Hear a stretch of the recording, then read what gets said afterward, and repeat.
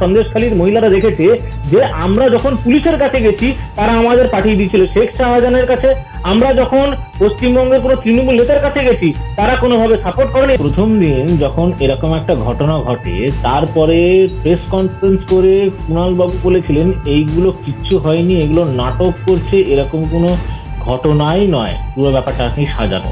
তারপরে তৃণমূল নেতারা ওখানে সরজমিনে যান, গিয়ে পরিস্থিতি বুঝতে পারেন যে পরিস্থিতি ভয়ঙ্কর।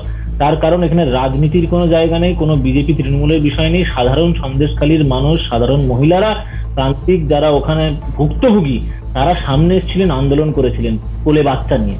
তো আজকে সেই জায়গা থেকে যখন উঠে এসে একটার পর একটা সেই পেঁয়াজের বা খোসা ছাড়ানোর মতো বিষয় হয়ে গেছে, আজকে আমরা দেখতে পাচ্ছি যে একদিকে শেখ শাহজাহান নাকি 260 কোটি টাকা সম্পত্তি তৈরি করেছিল শুধুমাত্র এই জমি দখল করে, আর অন্যদিকে আমরা দেখছি যে শেখ শাহজাহান হয়তো জেলে ঢুকে গেছে। আপনাদের কয়েক মিনিটের আগের প্রতিবেদন থেকে বলছি যে সাধারণ মানুষ যেটা বলছে ওর যে সাঙ্গপাঙ্গ তারা এখনো ওখানে আছে, সেই সাঙ্গপাঙ্গ যতদিন ওখানে আছে ততদিন সন্দেশখালীর মা বোনেরা সিকিউর নয়, সেফ নয়, এবং তাদেরকে যতক্ষণ না সেখান থেকে বিতাড়িত করা হবে ততক্ষণ পর্যন্ত সন্দেশখালী মানে শান্তিতে ঘুমোবে না।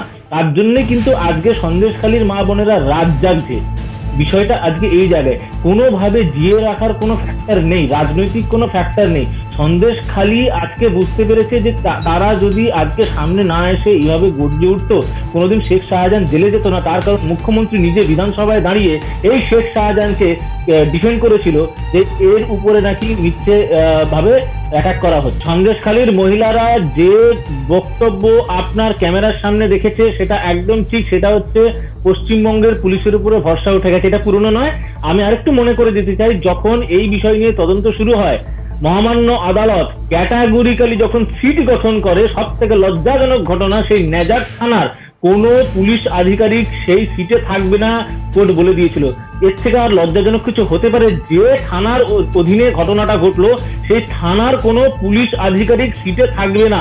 তো প্রতিনিয়ত সাধারণ মানুষ এবং সন্দেশখালীর মহিলারা দেখেছে যে আমরা যখন পুলিশের কাছে গেছি তারা আমাদের পাঠিয়ে দিয়েছিল শেখ শাহজাহানের কাছে, আমরা যখন পশ্চিমবঙ্গের কোনো তৃণমূল নেতার কাছে গেছি তারা কোনোভাবে সাপোর্ট করেনি, এবং মুখ্যমন্ত্রী নিজে দাঁড়িয়ে সেই মানুষটাকে সাপোর্ট করে গেছে।